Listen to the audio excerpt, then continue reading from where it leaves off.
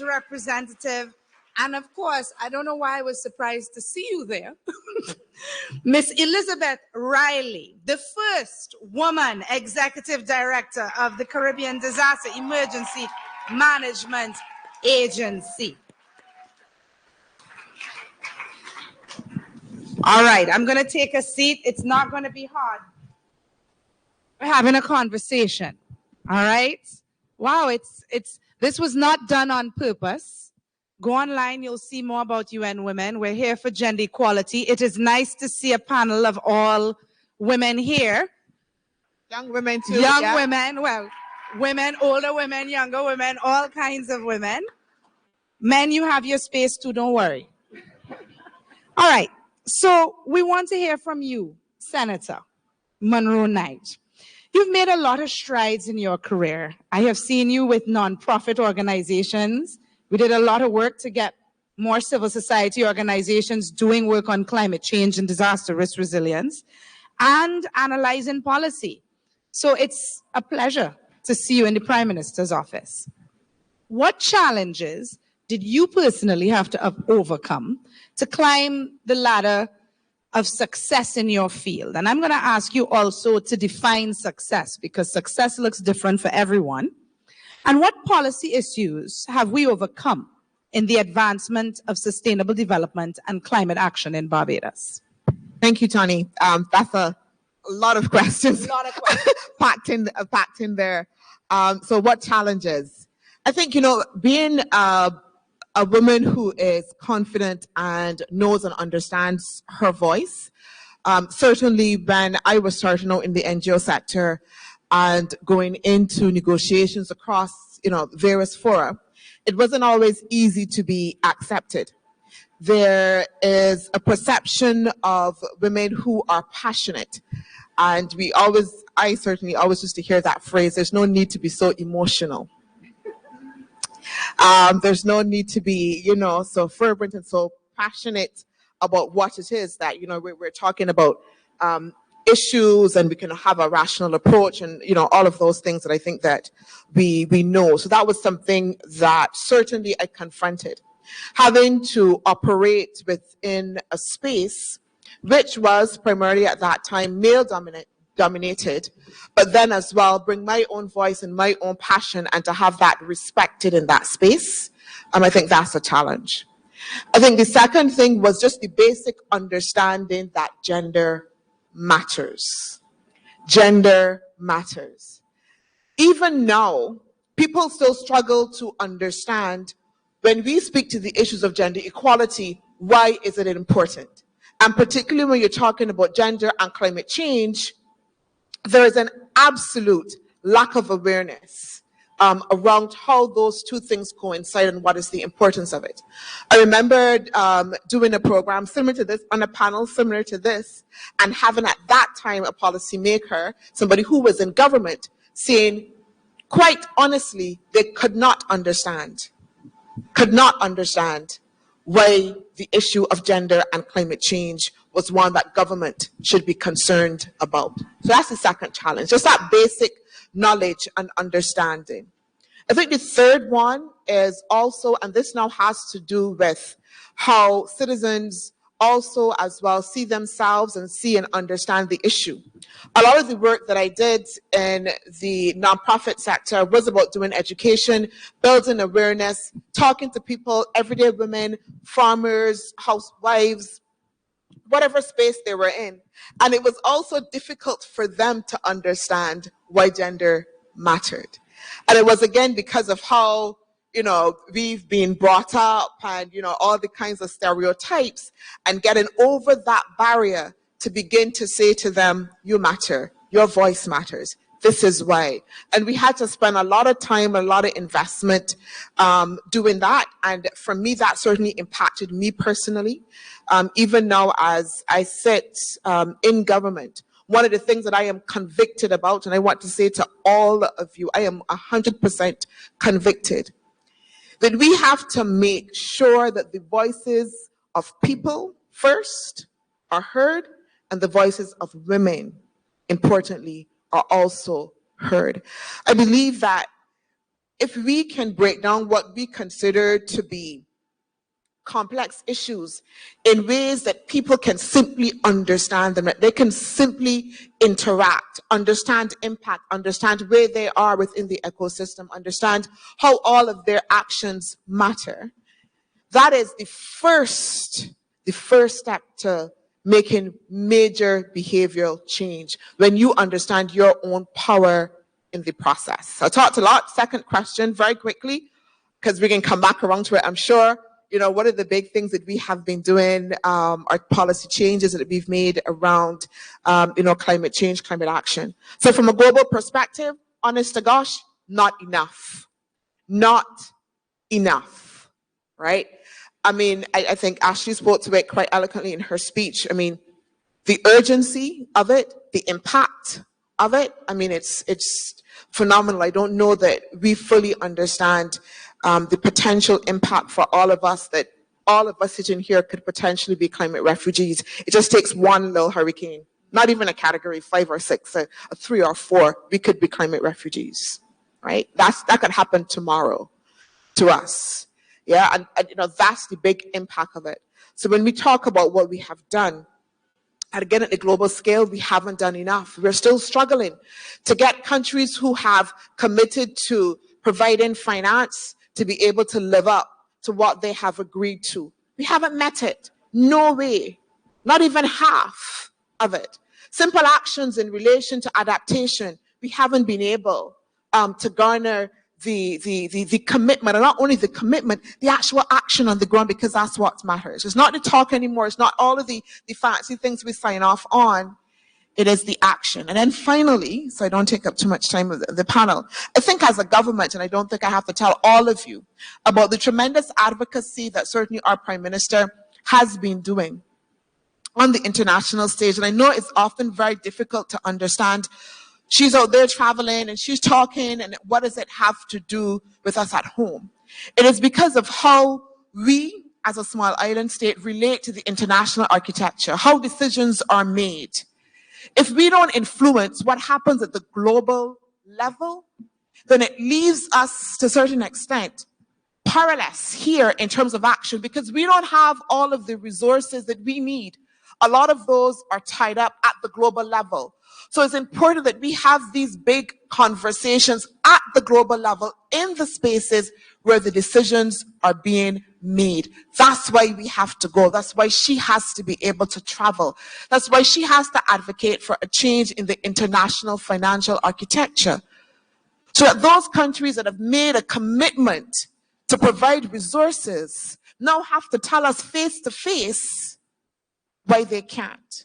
And not only fundamentally why they can't, but also examine the structures and processes that they have in place to deliver the resources, and confront the extent to which they are extremely unfair, Bajan term, unfair, honestly, to small states like ours in delivering what it is that we need.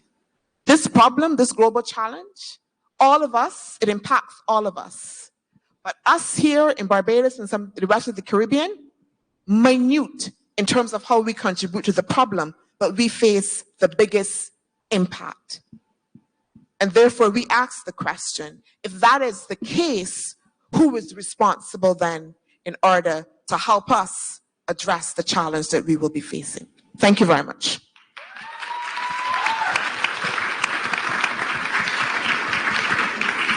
This is why passion is critical, and it does not negate logic.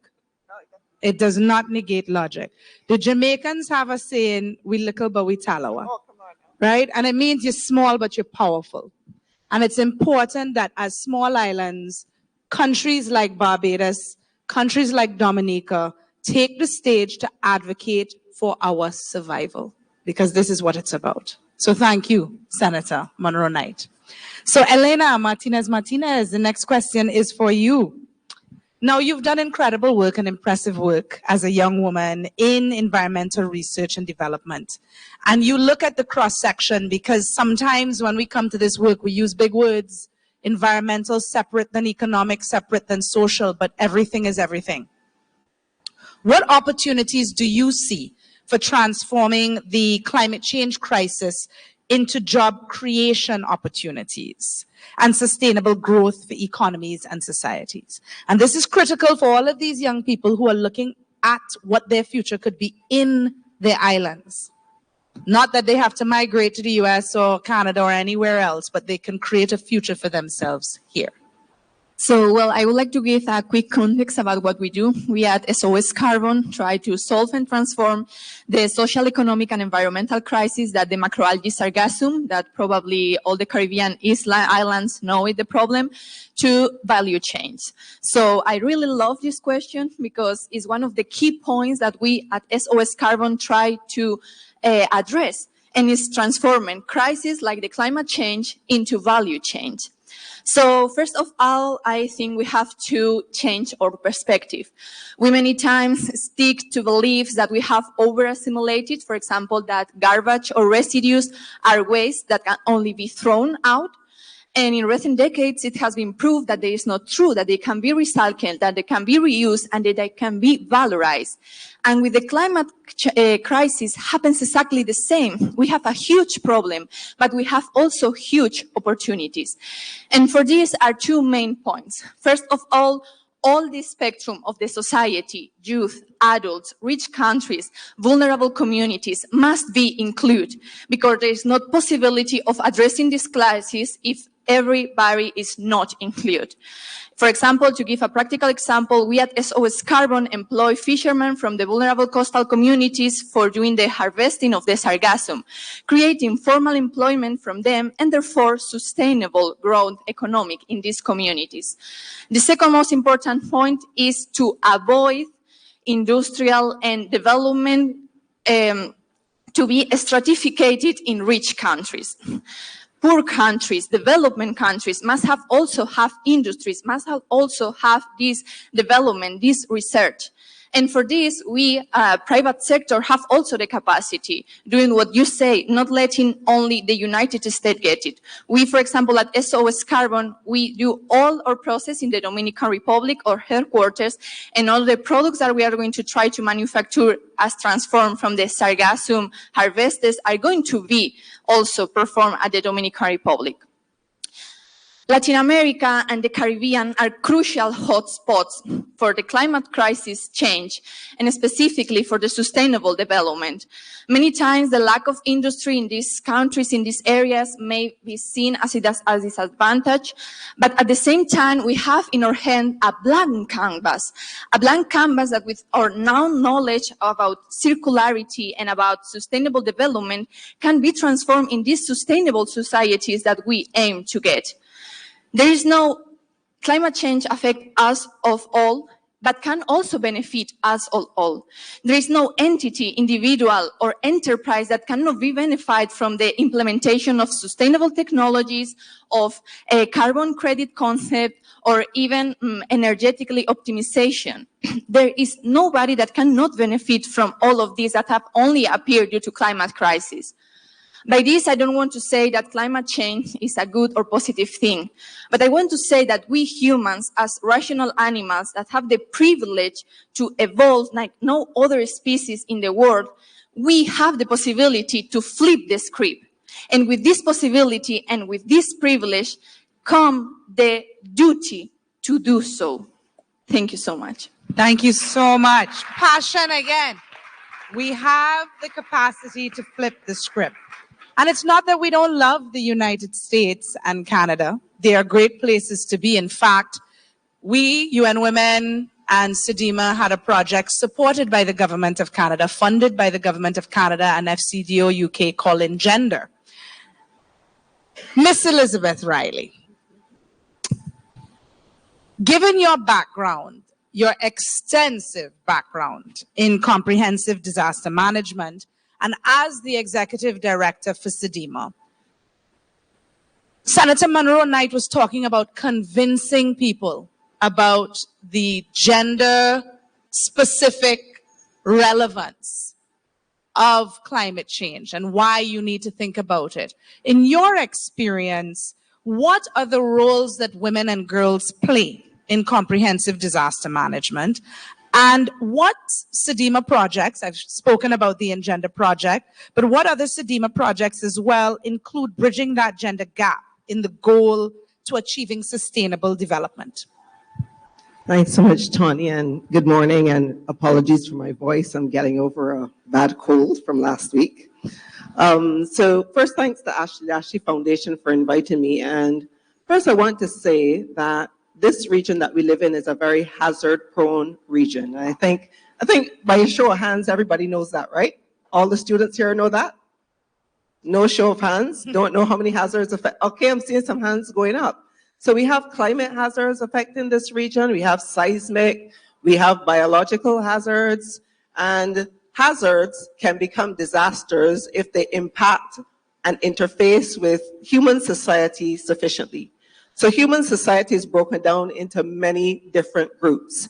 And Senator Monroe Knight started by saying that gender matters. And I want to echo that, because gender matters when it comes to disaster risk management. Because when you're talking about disaster risk management, what you're really looking at is the probability or the likelihood that the impact of those hazards is going to be negative, either on human beings or on areas that we have developed.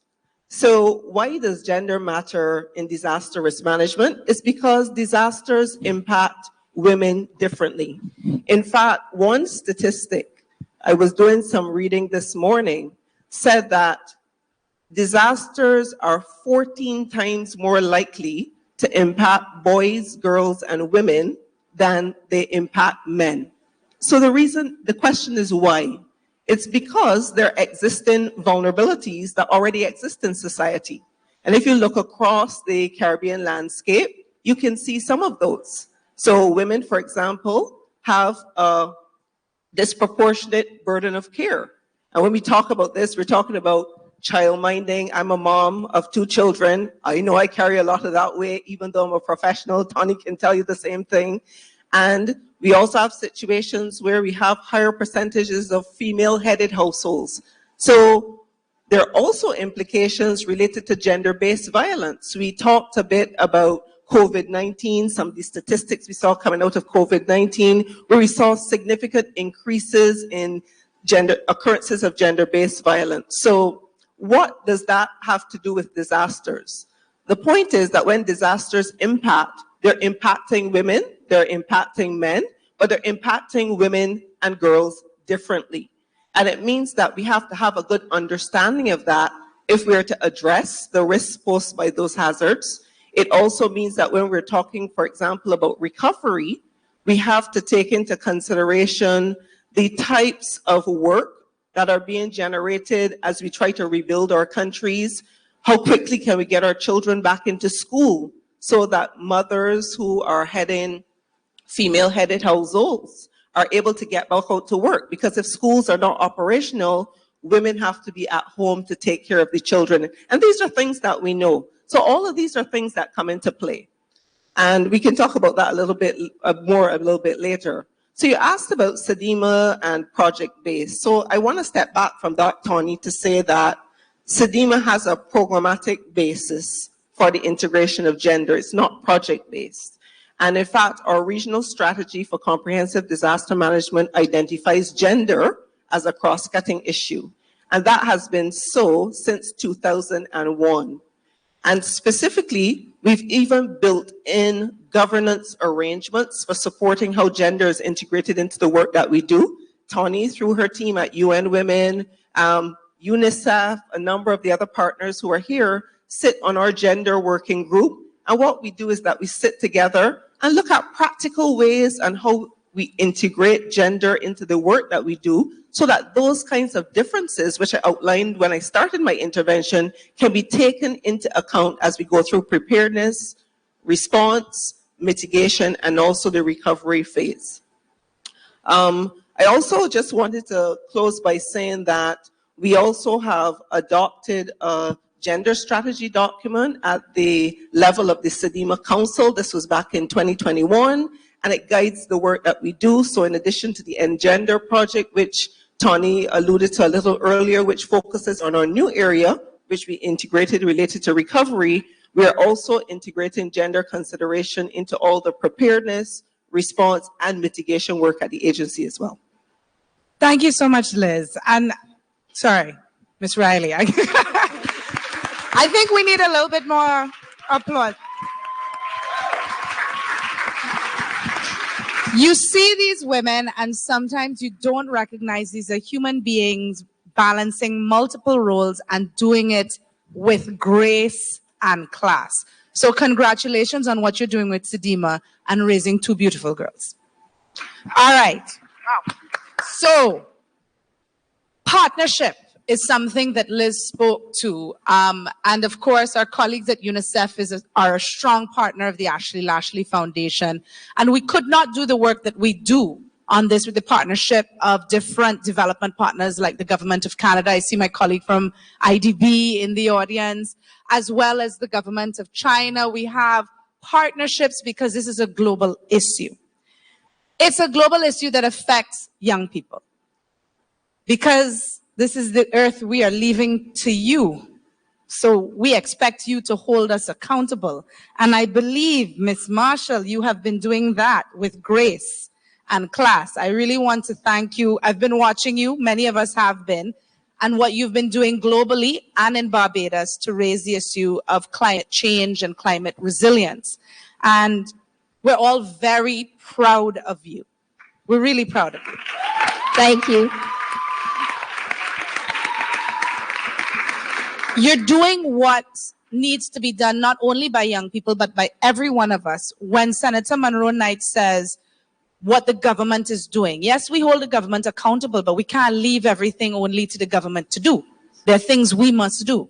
So what do you think boys and girls must do, and what boys can support girls in doing when it comes to climate action? And specifically as a UNICEF youth advocate, what more needs to be done to protect our children and youth from the climate crisis? Now, before I start answering this question, I just want to say that I can very easily go about this the easy way when it comes to boys helping girls. But when it comes to anything to do with climate change or climate action, I do believe since climate change affects us all, we should all work together to solve the problem.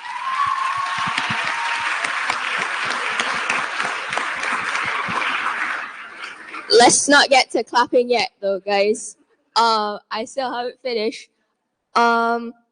First, I just want to say that we are all unique as men, women, young, old children, youth, as you're called, because taking care of our planet, as I previously said, is everybody's business. Any action, no matter who is doing it, once it is to help the planet and has good and just intentions, should be supported by everyone. We're all unique as human beings with our own individual skills and talents, and we should be eager to help one another, to collaborate with one another in any climate action endeavor. And when I say this, I mean, if your friend is having a beach cleanup or someone is trying to make an environmental club, help them out.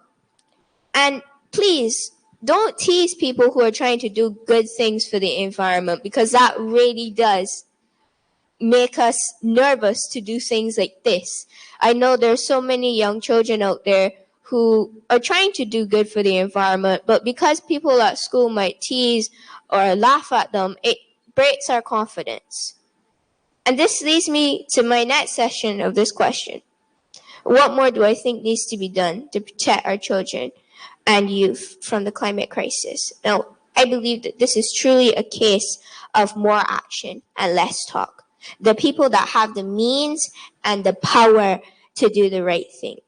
Because if you know that something is destroying the environment, why would you continue to do it? Because I know for a fact that if I'm doing something that makes my mom angry at me, the first thing I look to try to do is find the problem and cease and desist in doing it. And I think to myself sometimes, why is it that all the people with the means and the powers, all they can do at the end of the day is muster up the notion essentially to have just a simple beach cleanup? They're very wrong in doing that. You should be doing a lot more. No amount of money, deals, debt repayments, or fancy words will keep you alive at the end of the day. And we need to remember the fact that we only have one environment and we must protect it. Thank you so much.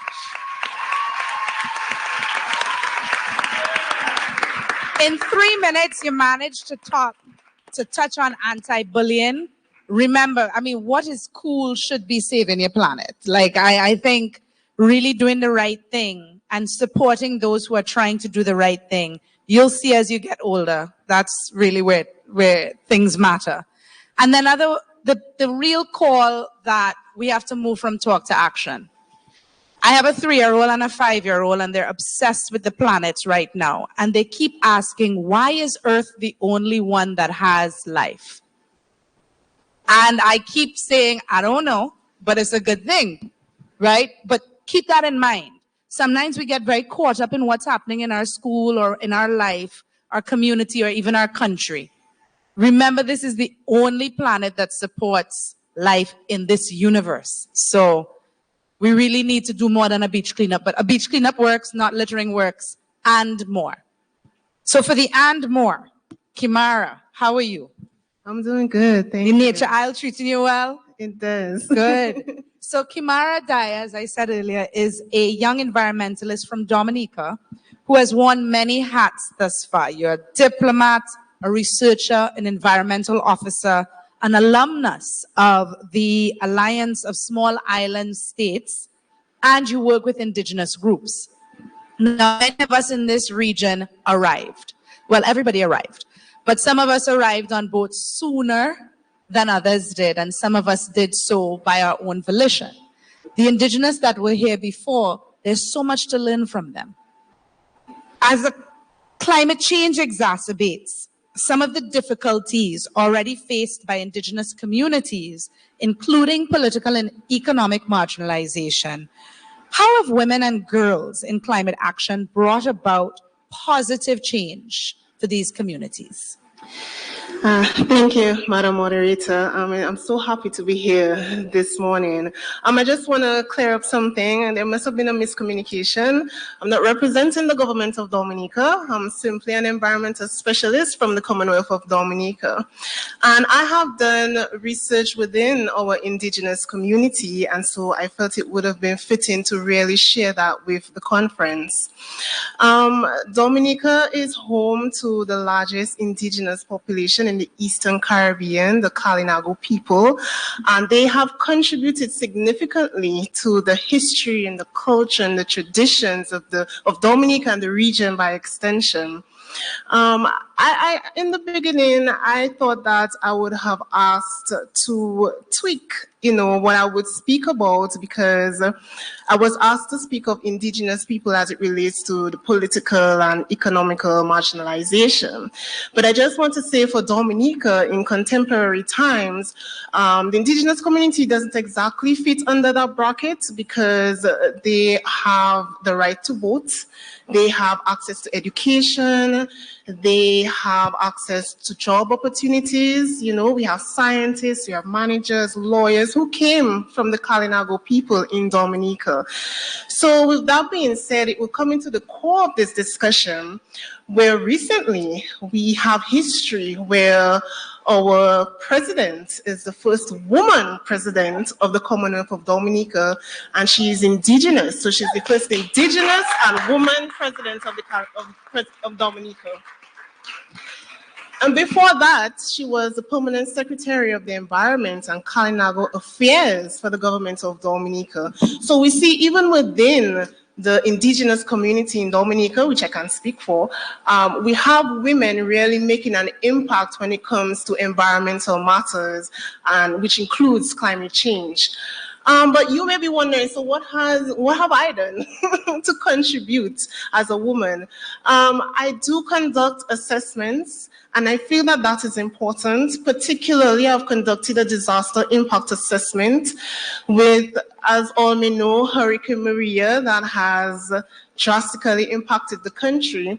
I wanted to know how Hurricane Maria's impacted the indigenous people since they are one of the land, since they use the biodiversity for their traditional livelihoods. I wanted to know how was that impacted. And so we see that with the lost in forest at the time, which is now coming along. It's not the forest cover that was there before the hurricane, but we're making a lot of progress. I wanted to see how different species, the plant species, the animal species, really impacted their livelihoods, because we know that the Kalinago people take their farming seriously, their fishing seriously, even the artistry industry seriously.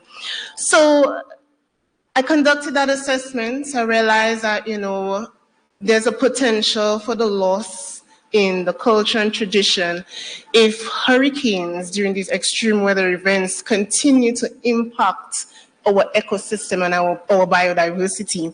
So I feel that these assessments are important, and it's good to really share the findings in these regional spaces so that we can collectively hear the knowledge, understand the knowledge, analytically assess the knowledge, and really come up with the solutions that we can put in place in order to help the indigenous community.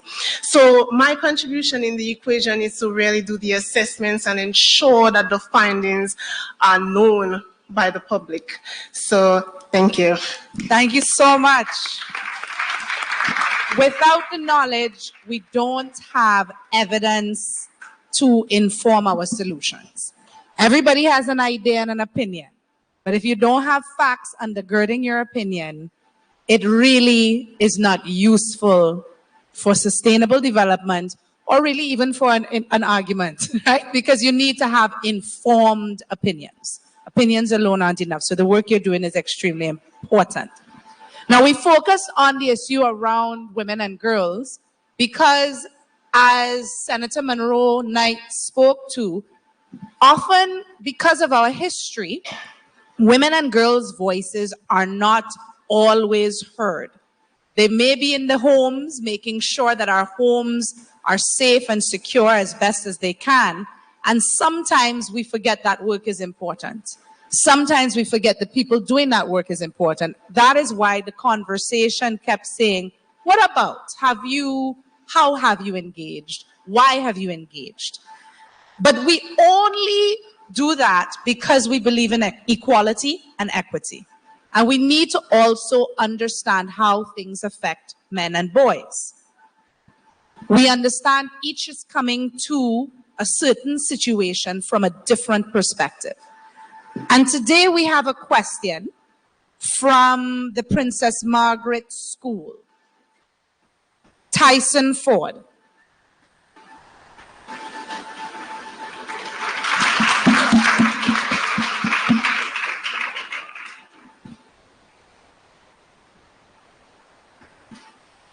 Tyson Ford, who is hearing impaired, so I believe his translator is there. Okay, there we are. Hi, Tyson. Thank you so much for this question. Tyron. Okay. Tyron. Tylon. This is not in my notes. I apologize, Tylon. As somebody named Tony, people get my name wrong all the time. I apologize profusely. Tylon. So, yeah. She needs a mic.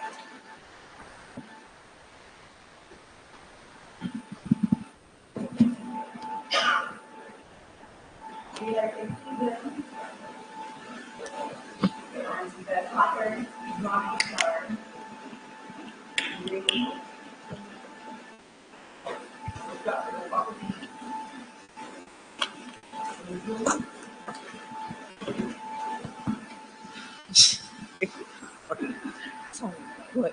Okay.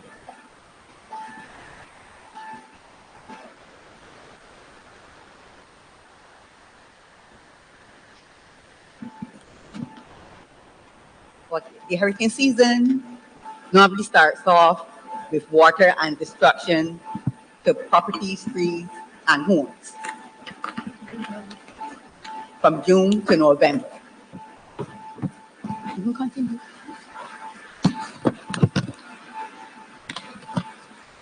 So now There's weather that we don't understand, destroying more things.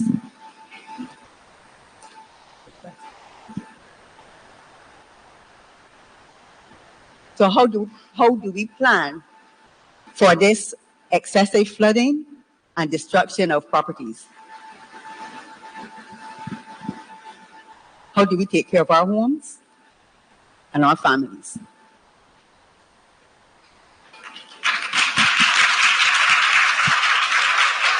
Thank you so much, Tylon. We really appreciate that question. How do we plan? How do we take care of our homes and our families?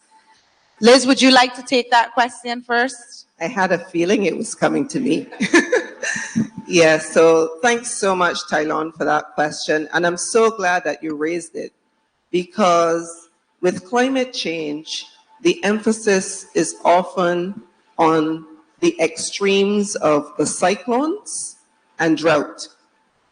But increasingly, we need to pay attention to severe weather events.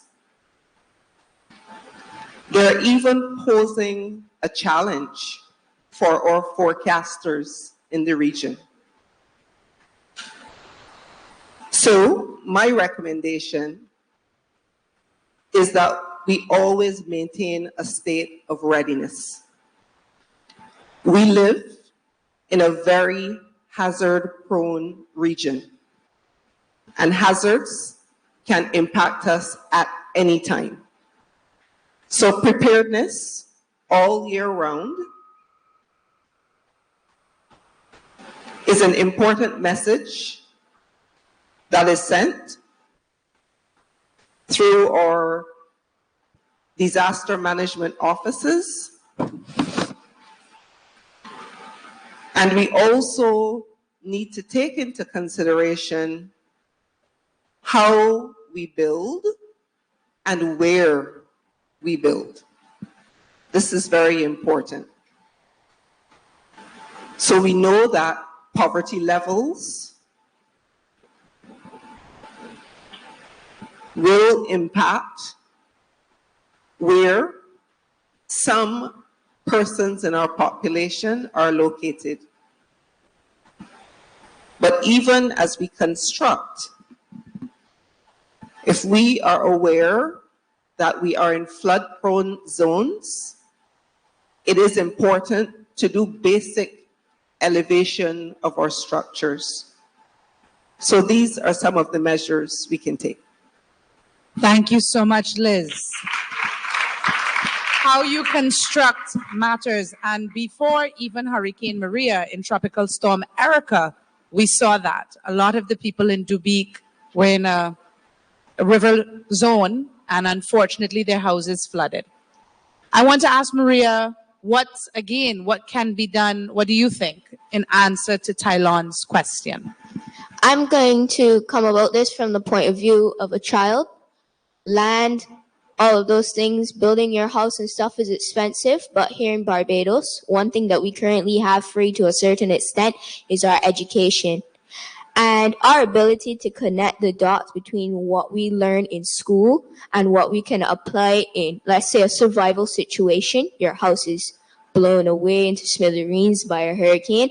Being able to some extent, know when rain is going to occur because of geography and clouds, to a certain extent, will save your life. I believe that everything you learn in school should not be taught rote, meaning just by the book. We need to learn by ourselves. Our teachers can't always spoon feed us information all the time, but we need to learn to be able to connect the dots between our education, our real life.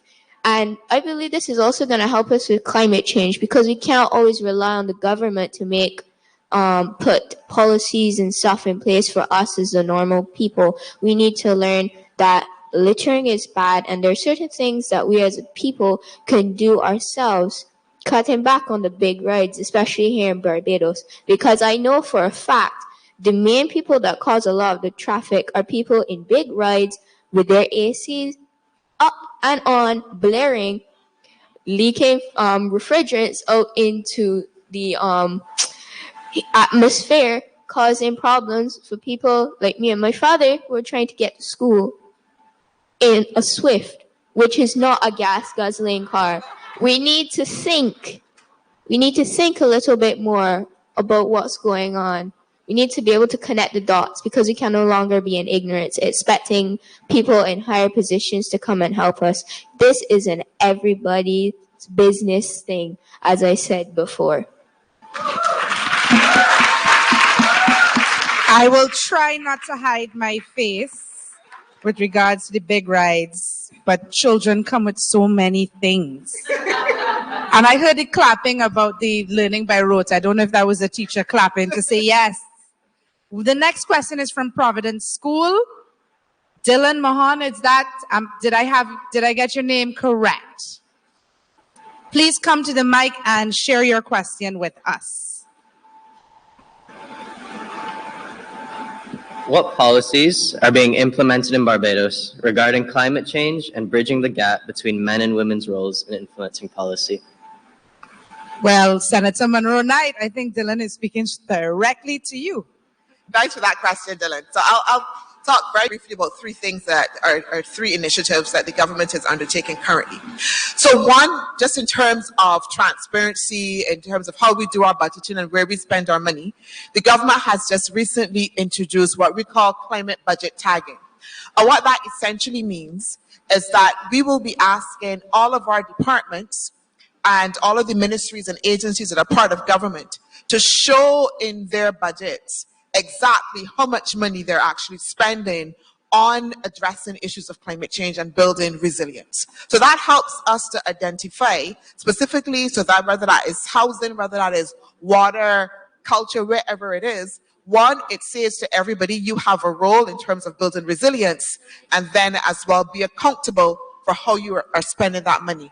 It also means then that we can then go on to measure exactly how we're building that resilience and how well we're doing in terms of financing. So that's important in terms of accountability and how we're doing our budgeting. Secondly, in terms of resilience as well, we have done what is called resilience mapping. And people say that's another study, but again, as you said, Tony, information is important. So what we're trying to do is look at the areas in Barbados that are going to be at the greatest threat. Yeah, when we have all of the kind of impact from climate change, and then to be able to say, where do we as a government need to be able to address those? But we're not only doing that from an infrastructure perspective. We're not only saying, listen, look at where the hospital is, right? That's in a flood-prone zone. We're also saying as well, let's overlay that information by gender and also as well by income. So what that will tell us is that areas in St. Michael and which areas in St. Michael are at the greatest threat to events from climate change, and then what are the households? What do the households look like in there? So is it from a policy perspective that we now need to go in and provide extra support to those households? So for instance, the government initiative to provide what do you call them? The things you put on the roof straps.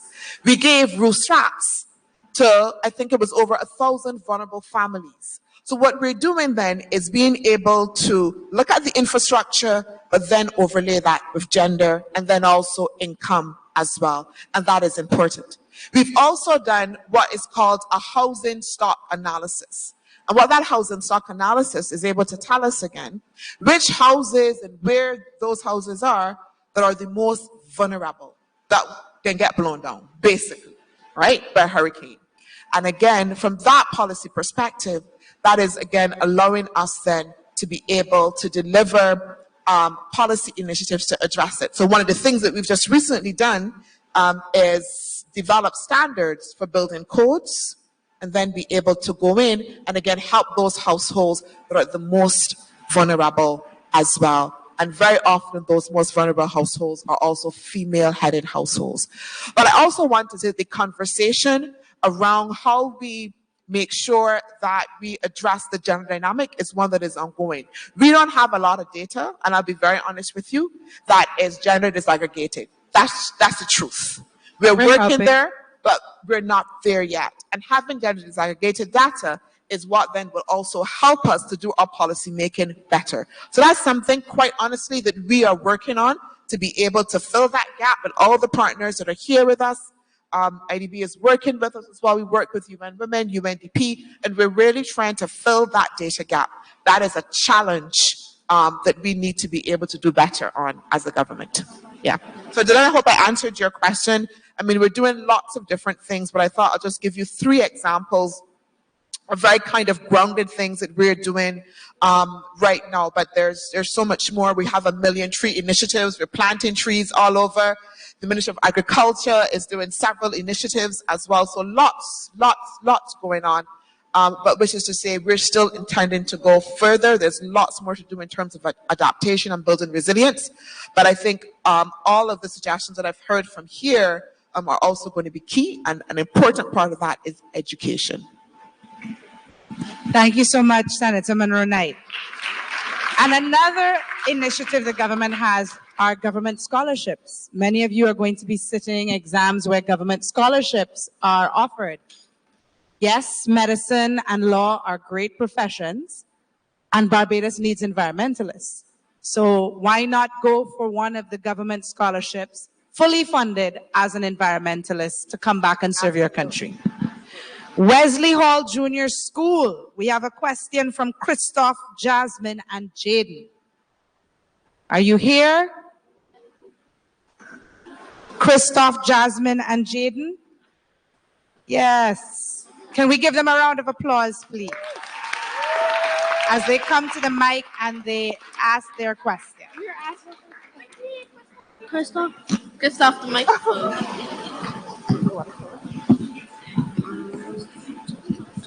One of my main questions is, what is some of the main causes of climate change, or how can we help prevent causes for climate change? Thank you so much. That's a question from the 3 of you. All right. So why don't we go to our 2 colleagues who have not spoken yet in terms of the answers, Elena and Kamara. Okay, sure, I'll go first. So one of the main causes of climate change is really the emission of greenhouse gases into the atmosphere. And greenhouse gases such as, well, carbon dioxide is the main greenhouse gas that we really have issues with. And it's the excess gas emissions into the atmosphere. If you're not being too scientific, it causes this blanket, and the blanket really traps in the heat, causing that permanent change in climate, allowing us to experience global warming. So it's based on human activity, the different activities that we do in terms of factories and vehicles and so forth that emit those gases that really cause that permanent change in climate. Thank you. Do you want to add anything to that as well? Well, you know? I will say a quick answer: humans. Right. We being here, we are responsible of climate change. It's impossible being 8 billion people and not having an impact on the earth, specifically with the type of life we like to have. So everything we do every day has an impact on the climate. As they say, the most important and biggest one is the CO2 and the greenhouse emissions. But we also, for example, have the fertilizers runoff that is destroying the biochemical cycles of nitrogen and phosphorus. We have all the plastics that we are throwing, we are not recycling or reusing, and that end up in the ocean. We are overexploiting our oceans, we are overexploiting our land. We are killing our earth. And yeah, many people say climate change is a cycle thing. Yeah, so true. But we humans are catalyzers of this. And we are the ones creating this. We humans are an incredible species that has a huge capacity of creation, but we have also a huge capacity of destruction. And it is ourselves the one that must choose which one we promote. Thank you so much, Elena. And I want to give the last word on the panel to the youngest member of the panel. Over to you, Maria. As a child speaking to, as a teen speaking to younger children, I'll just put this simply. We have a big problem. Since today is actually, I think, World Poverty Day, which is number 1 on the SDG list, if I remember correctly, we have our biggest problem of causing climate change, yes, is greenhouse gases and stuff, but that's also caused by poverty of the mind. When you put money above the people, you can't do that. Are you going to be able to eat money? You know what I'm saying? And what I mean by poverty of the mind is when you're putting something like a piece of paper over all of you here, that is poverty of the mind. It is a really bad thing that causes so many problems, and people excuse it away every single day. It needs to stop. Well, that's a mic drop.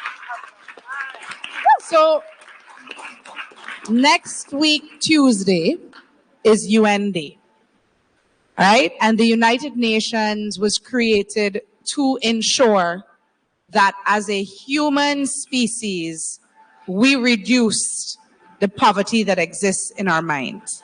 We saw each other as equal, and we worked collaboratively for peace and to save our planet. Make sure that each and every one of you take the lessons from this particular panel today to do your part, to do what's best for our planet and our people. I want to thank each and every one of you for your time, for your contribution, and to thank all of you in the audience for being with us today. Ashley asked me to pass to her at the end of the panel, but I'm not seeing Ashley right now. There you are, there you are. Thank you so much, Ashley, for facilitating a coming together of minds of this fantastic group of women and girls. Thank you. Give your panel a round of applause. They did an amazing job, and I hope everyone learned something from the Women and Girls in Climate Action panel. Thank you, everyone. As we ask our guests to exit the stage at this time, we'll allow the specially invited guests to also leave the room.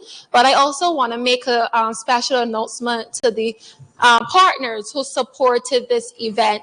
And I remember last year when we hosted the Barbados Youth Climate Action Summit, we didn't have much school students attending. So I am really happy to see so many of you this year who are passionate about climate and environmental issues. And when I was talking to your teachers, someone was saying, yes, we have students that really want to come. So give yourselves a round of applause for taking a step to be here this morning. And again, thank you to all of our partners and sponsors for really supporting youth engagement on climate and environmental action. So schools stay put, and we'll ask our specially invited guest sponsors and partners to leave the room.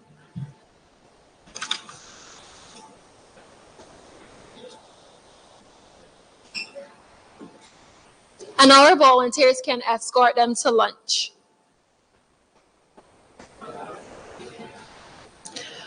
For the students and the schools, we're going to do this in a particular order because your lunch area is over within the Garrison Fort. And our volunteers are on the outside of the doors, and they have on blue Aqua Shore t-shirts and also black clothing. So as I call your school, you can make your way on the outside, and they'll direct you to the Garrison Fort to have your lunch. We'll report back to this room at 1 p.m. sharp. Yes? Lufatorn Primary School. Please go to the back of the room. You'll see the lady with the phone waving in the back. Just walk to her, yeah? The next school will be Wesley Hall Junior School. Then we have Christchurch Foundation. We have Princess Margaret Secondary. The Lester Vaughan School. And we'll stop there until I get a cue that that first group is making their way to the fort.